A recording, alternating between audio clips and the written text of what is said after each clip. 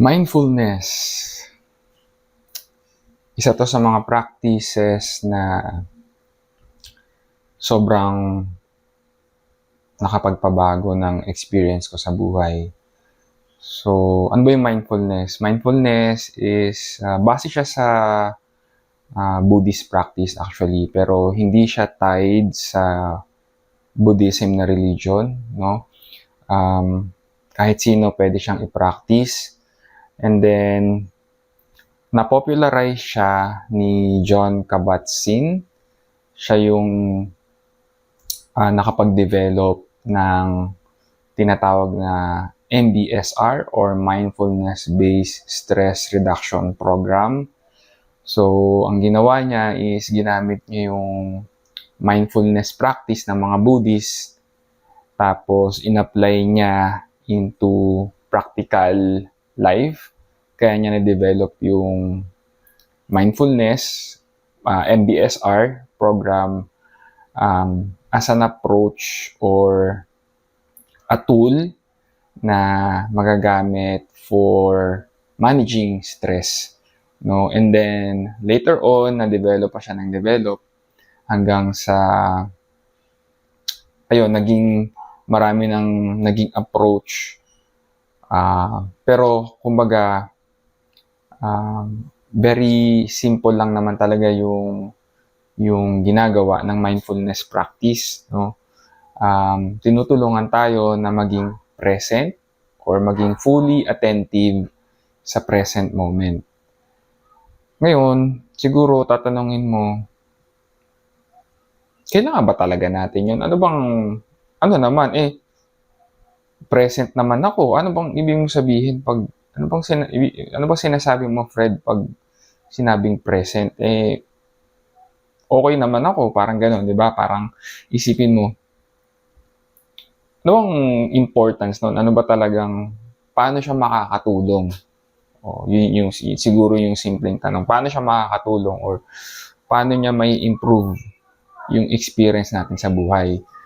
To answer that, meron akong shinare na study dito sa book. Ito, sa ganito kami noon. Meron akong shinare dito na study, no? Sabi, nagkaroon ng study na ginawa ng mga psychologists na sina Matthew Killingsworth and Daniel Gilbert ng Harvard University. Tapos, naka-imbento kasi sila ng iPhone app na Track Your Happiness. Tapos, dun sa study nila, sa loob ng ilang linggo, sinundan nila yung parang tinrack nila yung more than 2,000 na katao, age 18 to 88 years old. Tapos, ang tinatrack nila doon, ang pinag-aaralan talaga nila doon is yung happiness nga. Kasi nga, para nga siya doon sa iPhone app na Track Your Happiness. Pero, ang interesting na discover nila or na pagtanto nila from that study is nalaman nila na based dun sa studies or may mga parang mga questionnaires kasi silang ginagawa na pinatake nila dun sa mga participants, nalaman nila na from that 46.9 daw dun sa mga participants, 46.9% is absent-minded yung mga participants sa loob ng 24 hours. 46.9, almost 50%. So kung iisipin natin yun, parang halos kalahating araw na agad yung nawala, di ba? Or yung absent-minded yung mga tao sa loob ng isang araw. And then kung susumahin natin yun, sa loob ng isang linggo, mahigit 3 araw yon. Sa loob ng isang buwan, 2 linggo. Sa loob ng isang taon, 6 na buwan. No? Kung i-apply natin or kung isusuma total natin yung 46.9 na pagiging absent-minded ng mga tao, no? So, tapos meron tayong kasabihan, di ba, na live life to the fullest. So, paano mo i-live life to the fullest kung 46.9% of the time, absent-minded tayo, di ba? Sabihin na natin na kung yung live life to the fullest, yung talagang lahat ng dreams mo, yung goals mo, na-achieve mo, di ba? Yung kung nasan ka man or kung ano man yung mga na-achieve mo. Pero hindi mo siya fully ma-appreciate kung 46.9% lang ng mga experiences na yon, kung 46.9% of nung mga experiences na yun, absent-minded tayo, di ba? So, paano natin ma-achieve yung living life to the fullest, di ba? Or, meron tayo, di ba, parang advice sa atin is yung spend quality time with your loved ones kasi yan yung mga nagmamatter talaga, which is true, yung relationship. Pero kung 46.9% of the time we spend with our loved ones, absent-minded tayo, di ba? Paano nating masasabing quality time yon? So, ito lang yung ilan sa impact na pwedeng maibigay sa atin, or ito lang yung impact nung pag hindi tayo mindful, pag absent-minded tayo, di ba? So, ano ba yung nagiging cause ng pagiging absent-minded natin? Yung kabaliktaran ng mindful, yung mindfulness, F-U-L-L, di ba? Puno. Anong pumupuno sa utak natin? Yung mga thoughts, no? Thoughts about the past, the future, yung mga worries natin. Di ba? Kaya minsan, alam mo yun, yung lutang tayo. Ewan ko kung na-experience nyo na yun, yung tipong may kasama kayong isang tao, pero nandun siya physically, pero yung presensya niya parang wala doon, di ba? Kasi nandun siya yung physical na katawan niya, pero yung isip niya lumilipad kung saan, di ba? Minsan tayo rin ganun. Sige, para ma-experiment tayo, tatanungin kita para mas makita mo yung importance or implication ng pagiging absent-minded at pagiging mindful natin. Tatanungin kita, ano yung ulam nyo kagabi?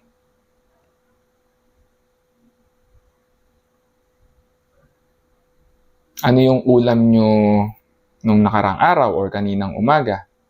Or kaninang tanghali pala? So, kung hindi mo maalala, kung naaalala mo yung ulam nyo kagabi, kaninang tanghali, nakaraang araw, good for you, no? Ibig sabihin, present ka.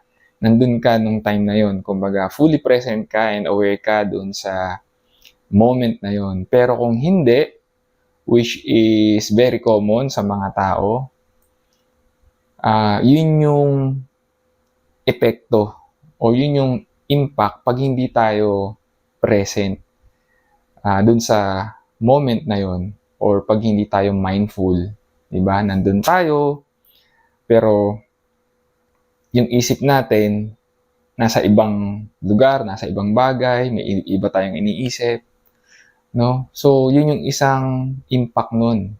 And imagine kung ano yung impact niya sa ibang areas natin sa buhay. And siguro maganda pag-usapan natin yun, no? Yung sa may impact ng mindfulness sa iba't ibang area sa buhay. Pag-usapan natin yung sa relationship, sa health, and sa finance. So, since nabanggit na natin yung kanina, yung sa relationship, yung quality time with your loved ones, with your family, diba? Doon pa lang, malalaman mo na, no? Sige, sabihin na natin na, yes, no? Sabihin na natin na, sige, naglalaan tayo ng time kasi, diba, alam natin, quality time is important doon sa quality ng relationship natin. So, Sabihin natin na naglaan ka ng isang araw na kasama mo yung family mo. Pero ang tanong, nandun ka ba talaga? Kasama mo ba talaga sila? Fully present ka ba sa moment na kasama mo sila? O nandun ka nga physically pero yung isip mo nandun sa trabaho, di ba? Nandun sa business, or kung ano man bumabagabag sa isip mo, mga worries mo. So, in essence, wala ka rin dun. Parang hindi ka rin present. Hindi ka rin nakapag-spend ng quality time with them. Although physically nandun ka, pero mentally nasa iba or hindi ka present, di ba? Yun yung isang impact nun. Now, sa health, ito, isa sa na-experience ko talaga personally, no, yung sa healing, lalo na sa emotional healing, no, ang kadalasan nating sinasabi, huwag mong pansinin yan, lilipas din yan, ganon. Parang ganyan lagi yung approach natin. Pero, ano nangyayari? Hindi naman talaga siya lumilipas. Sinasantabi lang natin, pero later on in life, di ba, magpa-pop out ulit siya, and mas intense pa yung nararamdaman natin, lalo na sa emotional health natin. No, yung mga na unconsciously na attain natin ng mga emotional wounding, 'di ba? Sinasantabi lang natin. Pero yun nga, darating yung point na parang kusa silang nagma-manifest sa buhay natin, no?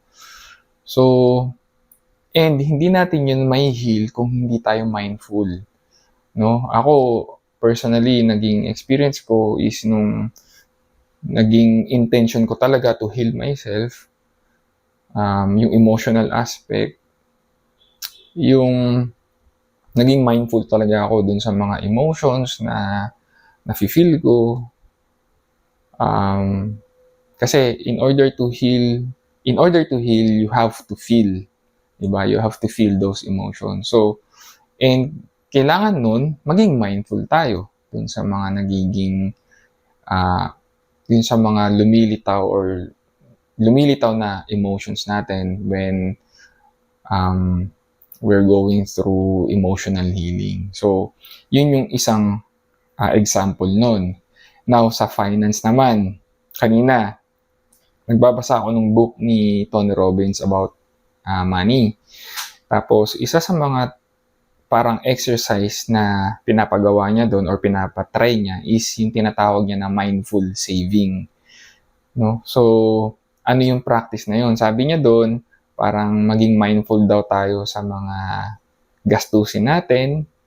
And, kumbaga, kung magpipay attention tayo dun sa mga gastusin natin, let's say for every month, and then titingnan natin kung alin dun yung parang, halimbawa may mga subscription tayo na hindi natin namamalayan na hindi na pala natin napapakinabangan, or hindi na pala, sabi niya, yung term niya dun is yung hindi na nagbibigay ng joy sa atin, hindi na nagsaspark ng joy. So, alin ba dun sa mga bagay na yun yung pwede daw nating i-eliminate, or better yet,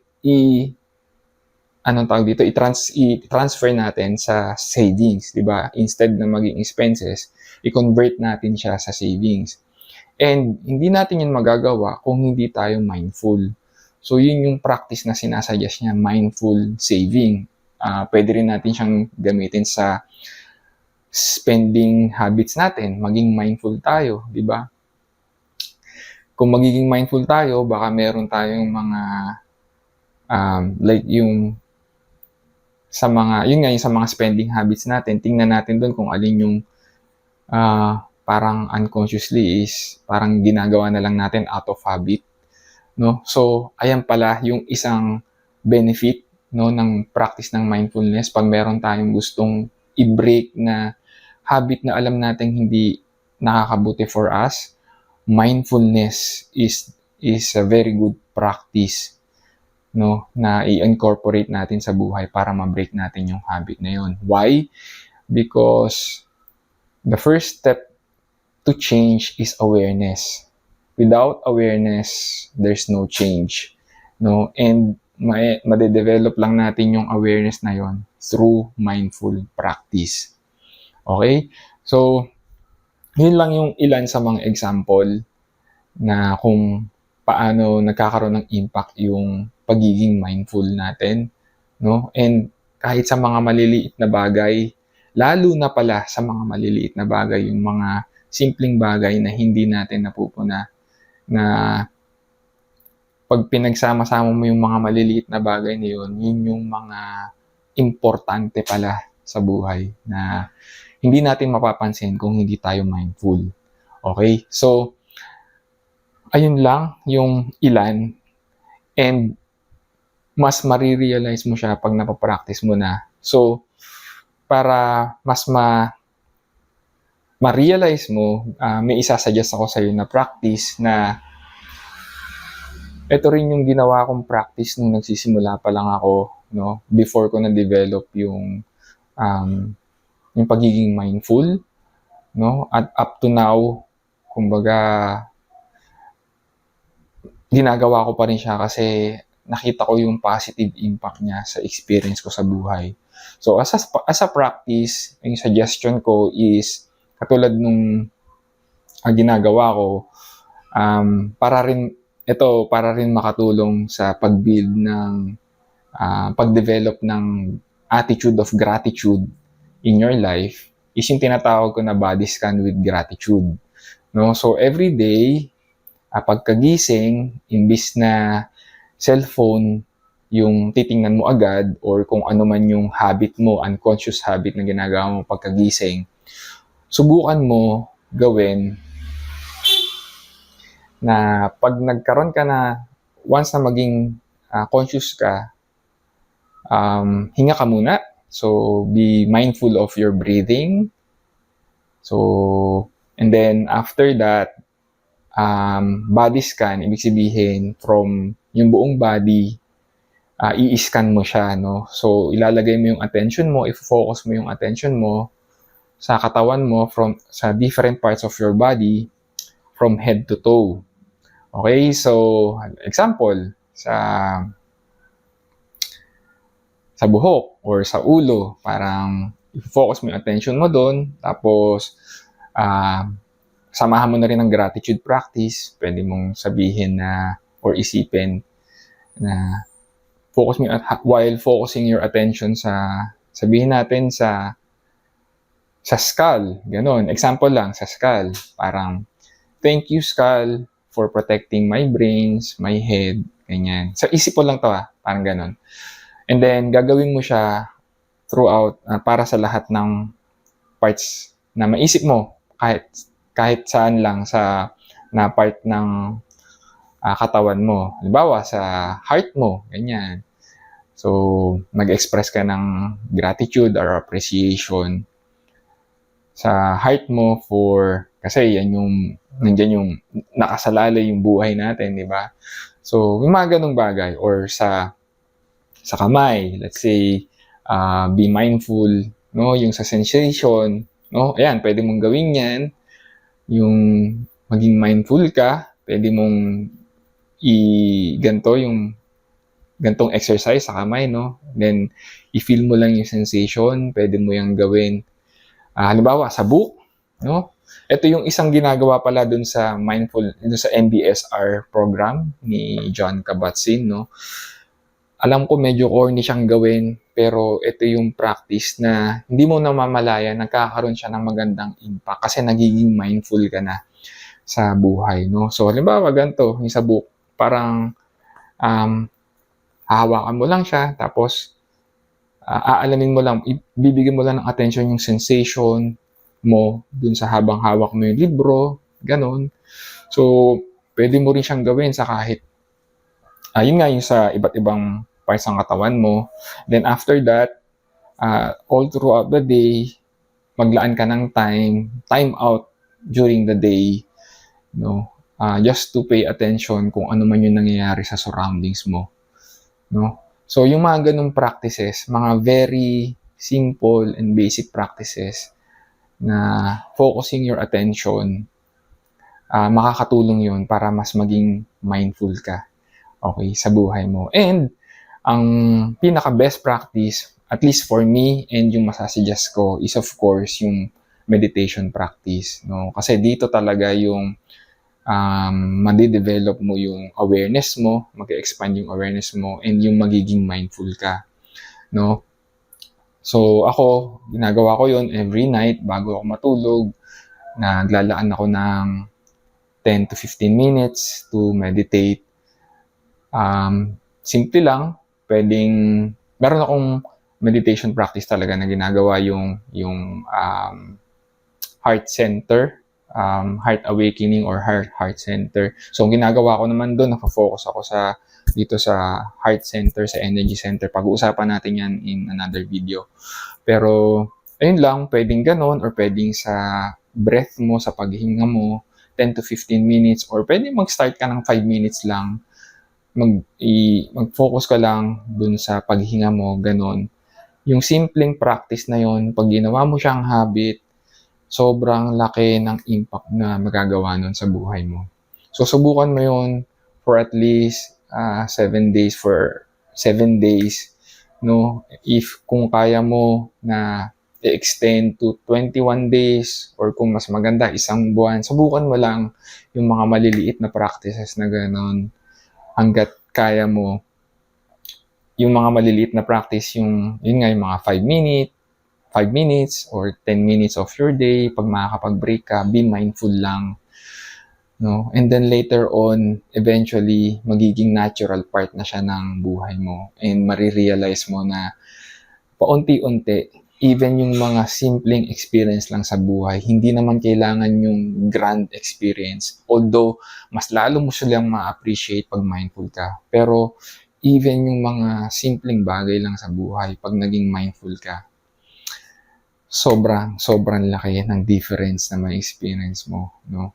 In fact, baka yung hinahanap nating happiness, baka doon natin siya ma-experience doon sa mga simpleng bagay, no? Just by being mindful.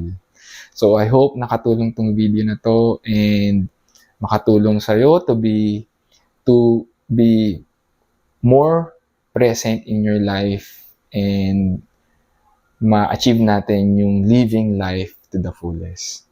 So, thank you for watching and I'll see you in the next video.